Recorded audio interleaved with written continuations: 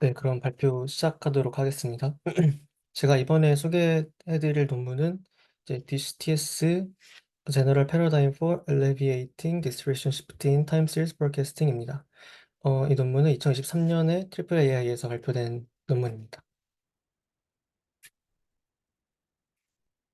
최근 시계열 예측 모델에 대한 연구가 상당히 활발히 이루어지고 있는데 그에 반해서 시계열 데이터의 비정상성을 다루려는 시도는 거의 없었습니다.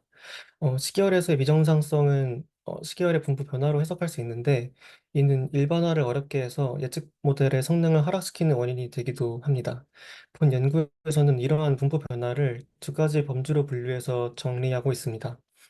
그림에서 보이는 것과 같이 룩백 윈도우는 예측을 위해서 참조하는 시계열이고 호라이즌 윈도우는 모델을 통해서 예측한 시계열입니다. 본 논문에서는 룩백 윈도우를 인풋 스페이스, 호라이즌 윈도우를 아웃풋 스페이스로 정의를 하고요. 이때 첫 번째 분포인 인트라 스페이스 시프트는 인풋 스페이스 내 분포 변화이고 두 번째인 인터 스페이스 시프트는 인풋과 아웃풋 스페이스 간 분포 변화를 의미합니다. 어, 지금까지 이 시계열 분포 변화를 다루는 여러 시도들이 있어 왔지만 공통적으로 두 가지 한계를 가지고 있다고 저자는 말하고 있습니다. 첫 번째는 해당 시도들에서 사용한 인풋 스페이스 분포 정량화 방식을 신뢰하기 어렵다는 것입니다. 시계열은 이론적으로는 실제 분포가 있으면은 그 분포에서부터 연속적으로 데이터가 생성되지만 실제로 저희가 사용하는 데이터는 센서를 통해서 이산적으로 샘플링한 데이터입니다. 그리고 기존 연구들은 이렇게 샘플링한 이산적 데이터에서 얻은 통계치를 사용해서 분포를 정량화하고 이 분포에 기반해서 시계열을 정교화하고 있는데요. 이때 분포를 정량화한다고 하면 실제 데이터가 어떤 분포를 따르고 있는지를 근사하는 작업이라고 생각하시면 됩니다. 그런데 이렇게 정량화된 분포는 신뢰하기 어려울 뿐더러 표현력에도 한계가 있다고 말하고 있는데요. 그 예시로 든 것이 아래 그림입니다. 아래 그림은 동일한 시계열에서 서로 다른 주기로 샘플링한 데이터의 분포를 나타낸 것입니다. 동일한 시계열임에도 불구하고 분포가 이제 10분 단위, 1시간 단위, 하루 단위로 다른 것을 보면 실제 분포의 정확한 정량화가 어렵다는 것을 간접적으로 알 수가 있습니다.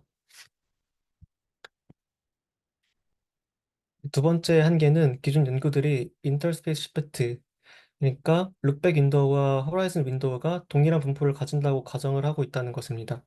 하지만 실제로는 아래 보이시는 것과 같이 룩백 윈도우, 호라이즌 윈도우의 분포가 크게 차이나는 경우도 존재합니다.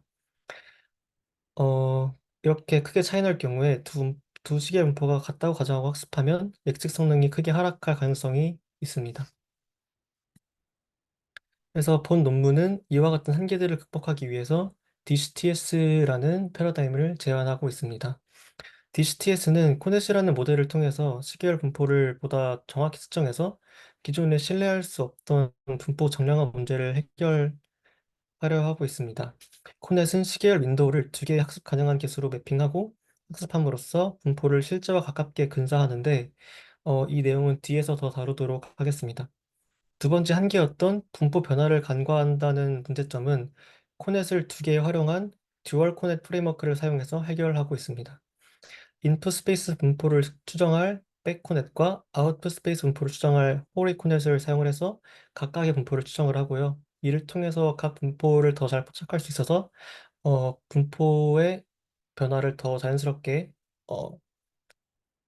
어, 포착할 수 있습니다. 여기서 완화라는 말은 어떻게 보시면 되냐면 어, 데이터 분포가 변함에 따라서 모델에 부정적인 영향을 미칠 수가 있는데 이러한 영향을 좀 더 줄이고 모델이 더 잘 예측할 수 있게 하는 것을 이제 시프트를 완화한다라고 보시면 될 것 같습니다.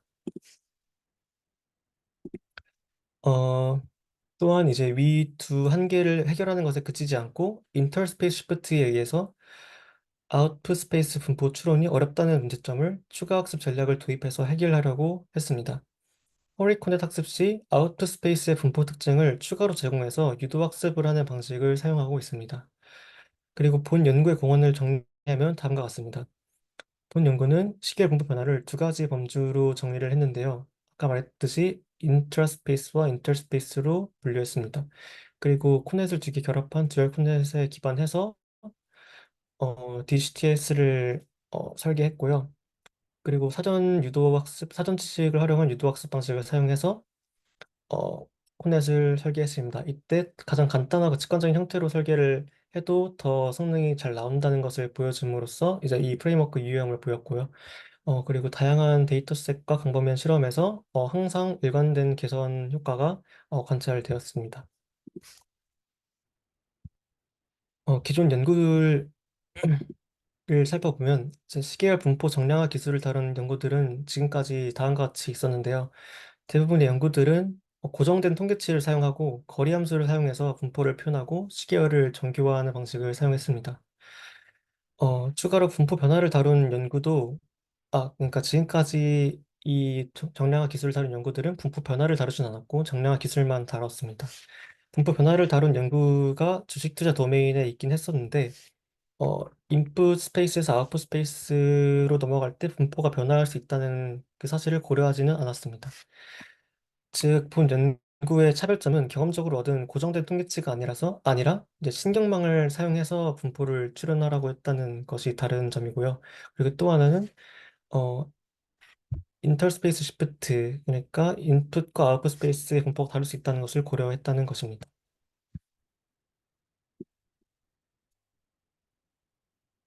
어,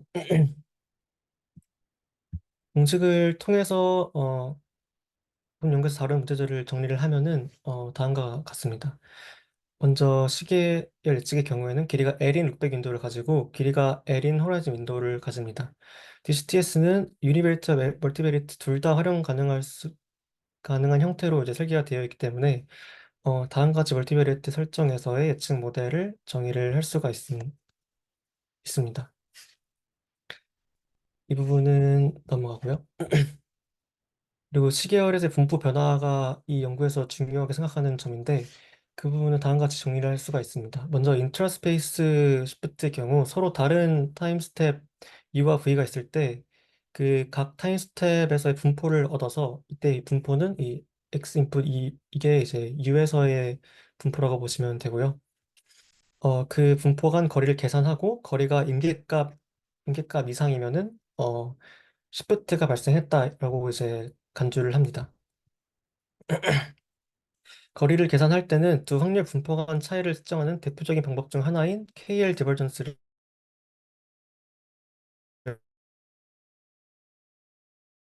사용. 이 방법에 대한 설명은 생략하도록 하겠습니다. 그리고 인트라 스페이스 시프트의 경우에는 룩백 윈도우 내에 시간에 따른 분포 변화를 의미한다면 그 밑에 나와 있는 이 인터스페이스 시프트는 룩백과 호라이즌 사이의 분포 변화를 의미하고 있습니다. 공식을 살펴보면 룩백 윈도우와 호라이즌 윈도우의 이제 동일한 타임 스텝, 그러니까 동일한 윈도우의 지점 간 분포를 이제 비교를 하고 있습니다. 이러한 방식 때문에 인풋 스페이스와 아웃풋 스페이스의 길이는 같아야 하는 것으로 저는 이해를 했고 실제로 살펴봤을 때도 같도록 되어 있었습니다. 그리고 DCTS의 전체 구조는 다음과 같습니다. DCTS는 코넷을 활용해서 시계열 분포 변화를 모델링하는데 크게 두 가지의 과정을 포함합니다. 먼저 예측 전에 정규화하는 과정과 예측 후에 역정규화하는 과정입니다. 이 두 과정 사이에는 딥러닝 모델로 예측을 진행하면 되는데 이 모델은 어떤 모델이든 사용할 수 있기 때문에 DCTS는 그 점에서 상당한 유연함을 가지고 있다고 볼 수 있습니다. 또한 그림에서 보이시는 것 같이 코넷은 총 두 개로 백코넷과 호리코넷으로 결합된 듀얼 코넷 프레임워크를 이루고 있습니다. 백코넷은 인풋 스페이스를 그리고 호리코넷은 아웃풋 스페이스를 정량화하는 역할을 합니다. 이 그림의 상단 부분은 학습 과정이라고 보시면 되고 밑에 부분은 예측 과정이라고 보시면 됩니다. DCTS 과정은 일반 시계열 예측 과정 앞과 뒤에 정규화 및 역정규화 과정이 추가된 것이라고 이해를 하면 쉬운데 먼저 입력 시계열을 백코넷에 입력하면 이 입력 시계열을 백코넷에 입력하면 그 분포를 정량할 개수로 이제 변환을 하게 되고 학습 시에는 백코넷의 가중치도 이제 초기화되게 됩니다. 가중치도 최적화되게 됩니다. 그 다음 입력 시계를 개수로 정규화한 다음에 시계열 예측 모델을 통과시키고 그 출력은 이제 아까 정규화한 것 한 것과 똑같이 호리콘에서 개수를 변환한 다음에 역정규화 과정을 거쳐서 최종 예측이 됩니다. 그래서 이렇게 이 과정이 예측 과정이라고 볼 수 있고요. 이 페이지에선 듀얼 코넷에 대해서 더 자세하게 설명을 하고 있습니다. 먼저 코넷은 분포를 잘 표현할 수 있는 레벨 코에피시언트와 스케일링 코에피시언트를 생성합니다. 여기서 네, 이게 레벨이고 이게 스케일링 코에피시언트입니다. 이 개수들은 윈도우당 하나씩 생성되는 스칼라 값인데요. 레벨 코에피시언트는 윈도우의 평균, 스케일링 코에피시언트는 윈도우의 표준 편차에 가깝다고 이해하면 될 것 같습니다. 각 개수를 얻는 계산 공식은 뒤에서 다루고요. 본 논문의 저자들은 인트라스페이스 시프트와 인터스페이스 시프트를 포착하기 위해서 엔비츠라는 모델에서 영감을 받아서 듀얼 코넷 구조로 설계를 했다고 말하고 있습니다. 듀얼 코넷은 다음과 같은 공식으로 정의를 할 수 있는데 공식에서 보이시는 것 같이 백코넷과 호리코넷 전부 동일한 입력을 받습니다. 룩백 윈도우를 입력으로 받고요. 하지만 두 코넷의 목적은 다릅니다. 백코넷은 입력받은 시계열의 분포를 정상화하지만 호리코넷은 입력받은 데이터의 미래 시점에 있는 시계열의 분포를 추론하고 정량화해야 합니다. 그래서 미래 분포를 추정해야 된다는 점에서 학습 한계가 존재하는데 이 점은 이제 바로 다음 장에서부터 다룹니다. 어, 아까 말했던 것과 같은 이유로 인터스페이스 시프트 이해에서 호리코넷의 학습이 어려운데요. 본 연구에서는 이러한 문제를 해결하기 위해서 호라이즌 윈도우의 평균을 소프트 타겟으로 설정해서 학습 방향을 유도합니다. 여기서 소프트 타겟은 명확한 레이블이 아닌 확률적인 값을 의미한다고 찾아본 결과 나와 있었는데요. 본 논문에서는 호라이즌 윈도우의 통계적인 평균을 사전 지식으로 활용을 하고 있는데 이 통계적인 평균값이 윈도우의 실제 분포 평균일지는 확실하지 않기 때문에 소프트 타겟이라고 말하고 있는 게 아닌가라고 이해했습니다. 그리고 숫자는 이 통계적 평균이 분포를 충분히 반영하지 못한다고 말할 수 있는데요. 어, 논문의 저자들은 이제 통계적 평균이더라도 분포의 평균을 일부 담고 있는 것은 사실이기 때문에 해당 통계치를 사용을 해서 유도학습을 진행했다고 말하고 있습니다. 사전 지식을 통한 유도학습 전략은 최종 예측 오차를 최적화하는 과정에서 어, 하여입니다. 일반적인 MSE 공식은 상단의 공식인데요. 여기 보이는 공식이고 이 잘 알려진 공식에 이제 추가적으로 항을 도입해서 사전 지식을 통한 유도학습 전략이 이제 가능하게 됩니다. 공식을 해석해 보면 호라이즌 윈도우의 평균과 이 부분 호라이즌 윈도우의 평균과 레벨 코에피시언트 간의 차이를 이제 가장 줄이는 최소화하는 방식으로 최적화가 이루어지게 됩니다. 이때 여기에 항의 앞에 있는 알파는 이제 이 지도의 정도를 제어하는 파라미터로 0에서 1 정도의 값을 가진다고 합니다. 다음으로는 코넷의 구조와 각 개수의 계산 과정에 대해서 설명하도록 하겠습니다. 코넷의 구조는 이제 선형과 비선형에 상관없이 어떠한 형태의 매핑이든 사용될 수 있다고 저자는 밝히고 있습니다.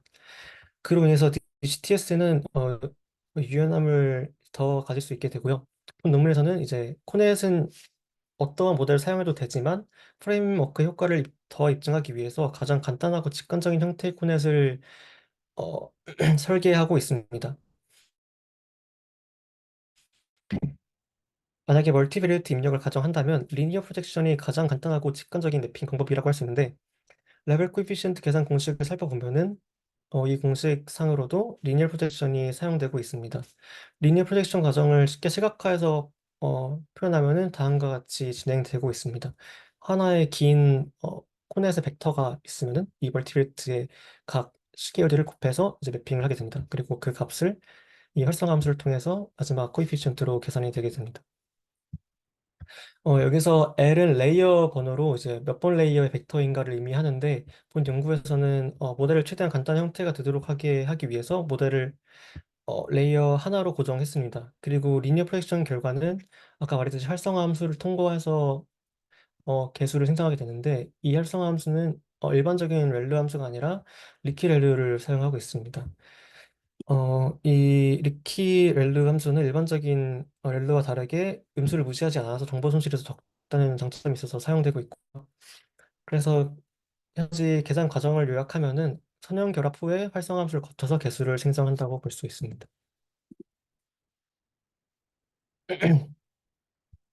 네, 그래서 두 번째 개수인 스케일링 코이피시언트인데요. 이 스케일링 코이피시언트는 아까 레벨 코이피시언트가 평균이라고 한다면 표준 편차와 비슷하다고 볼 수 있습니다. 실제로도 그 계산 공식이 상당히 유사한데요. 일반 표준 편차 계산 공식을 그대로 활용하고 있습니다. 이렇게 레벨 코에피시언트와 윈도우의 시계열 간의 표준 편차를 계산을 해서 이 표준 편차가 이제 스케일링 코에피시언트가 됩니다. 네, 그렇게 해서 이렇게 다음과 같이 두 개의 어, 코에피시언트가 나오게 되면은 이 개수를 활용해서 다양한 시계열 예측 모델의 성능을 향상시킬 수가 있습니다. 아까 말했듯이 정기화 및 역정기화 과정을 모델의 앞뒤에 배치를 해서 활용만 하면 되는데요. 그래서 일반적인 시계 예측이 다음과 같다면은 듀얼 코넷이 결합된 형태의 시계열 예측은 어, 정기화를 하고 나서 이 모델에 넣고 모델의 출력을 다시 역정기화해서 최종 출력을 내는 형식으로 진행이 됩니다. 그래서 지금까지의 DCTS를 실험을 통해서 평가하기 위해서 다음과 같은 실험 지표를 사용했고요.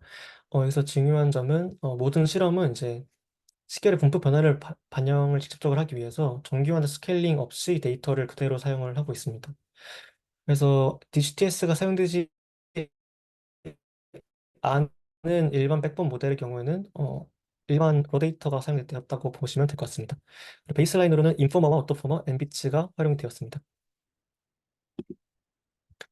그래서 전체적인 성능 결과를 보면은 이 결과는 유니벨트 세팅일 때 결과인데요. 모든 경우에서 DCTS가 함께 활용되었을 때 훨씬 좋은 성능을 보였습니다. 인포버만 활용했을 때는 4.3, 4.8이었는데 DCTS 활용 같이 활용하니까 상당히 크게 성능이 향상된 것을 볼 수 있습니다.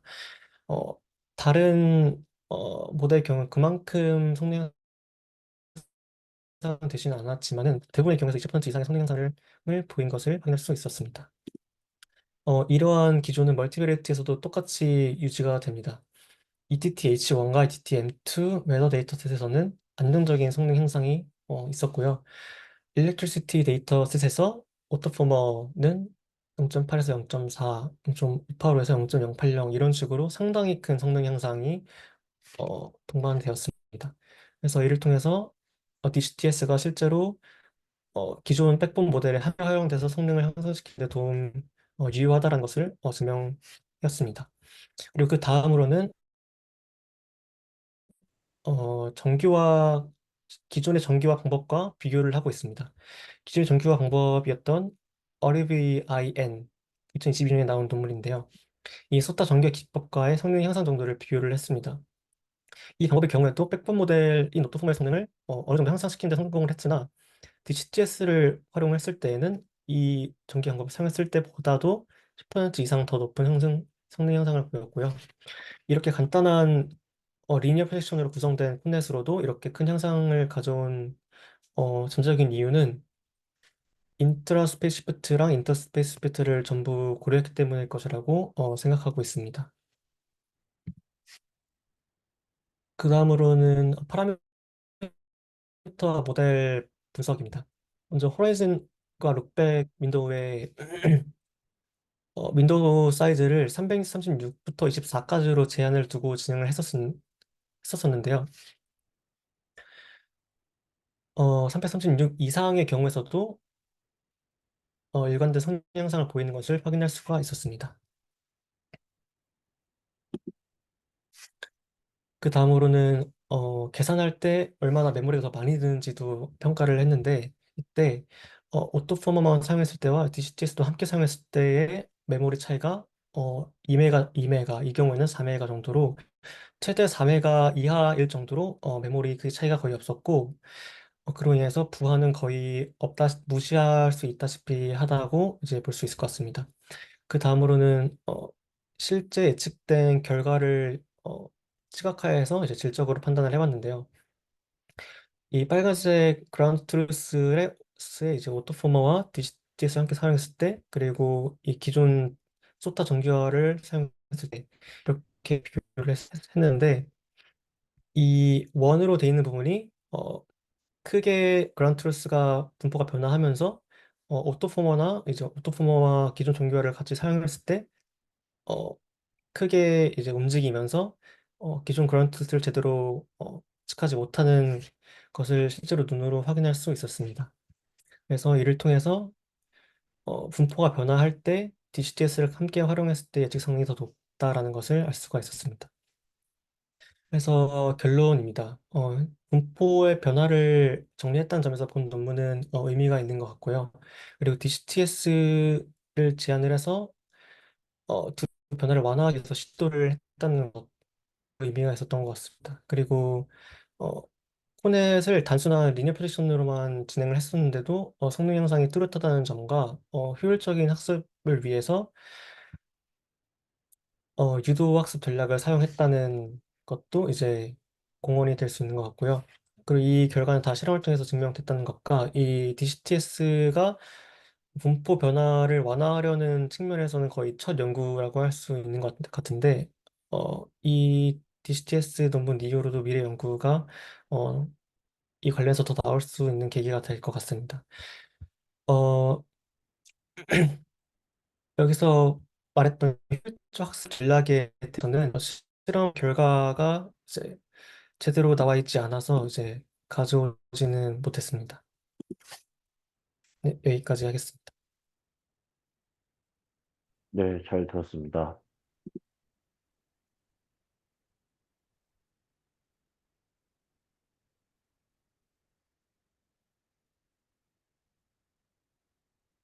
여기 시프트 두 개 정의를 하는데, 네, 음, 그러니까 어떤 지금 타임 포인트를 기준으로 두 가지 시프트가 둘 다 존재할 수도 있고, 하나만 존재할 수도 있고, 그런 건가요?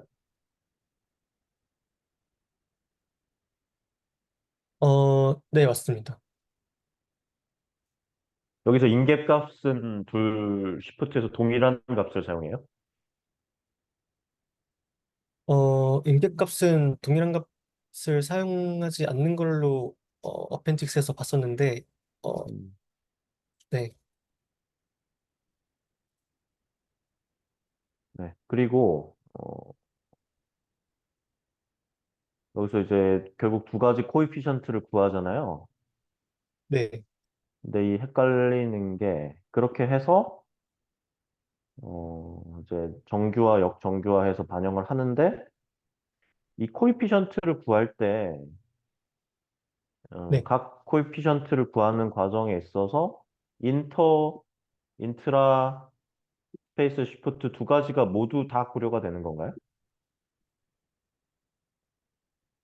아니면 각각에 대해서 코피션트를 구하는 건가요? 어, 다시 한 번만 말씀해 주실 수 있을까요? 그 코에피션트 두 개를 구하는데 이 코에피션트 각각에 대해서 두 가지 네. 시프트가 다 고려된 결과인지 아니면 각 시프트에 대해서 코에피션트를 구하는지. 아, 두 가지가 다 고려 한꺼번에 돼서 모델링 되는 걸로 알고 있습니다.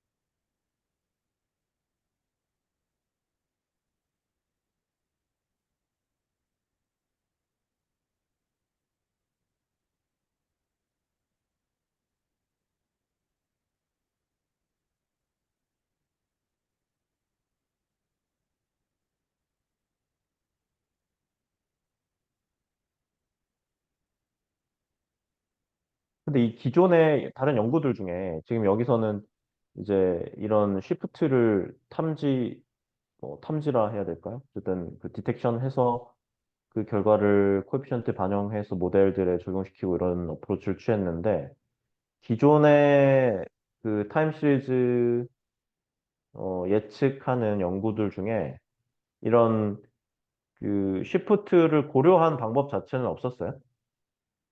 얘네들은 지금 고려하지 않는 베이스라인들에다가 적용시킨 건데 애당초에 고려한 연구들은 없었나요? 네.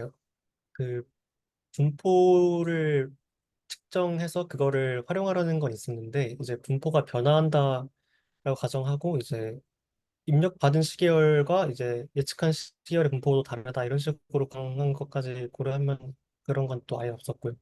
그래서 분포 변화 측면에서는 거의 어, 첫 연구 느낌인 것 같습니다. 근데 분포 변화를 고려해서 어댑티브하게 기존 모델들을 변경한 그런 연구들은 있었잖아요. 어,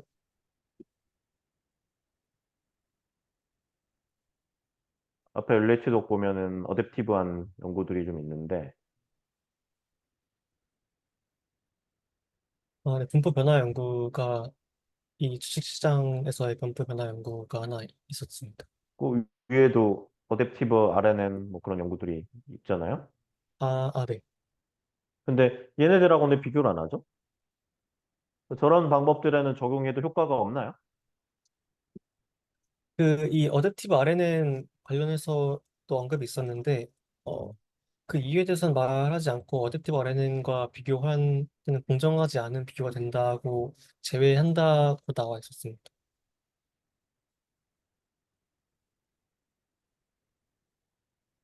같은 목적을 가지고 있는데 왜 공정하지가 않지?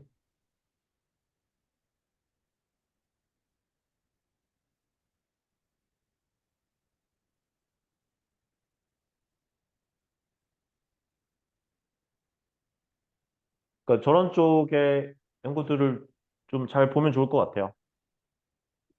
네. 그래서 결국은 두 가지인데, 어,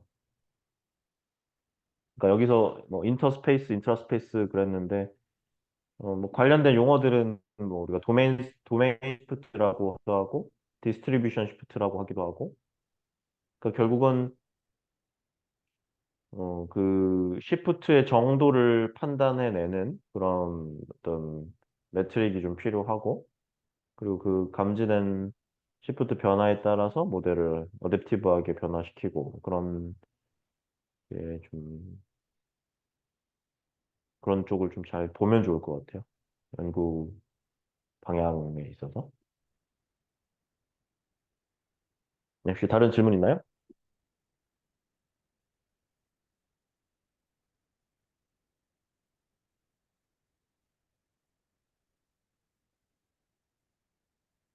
질문 없어요? 질문,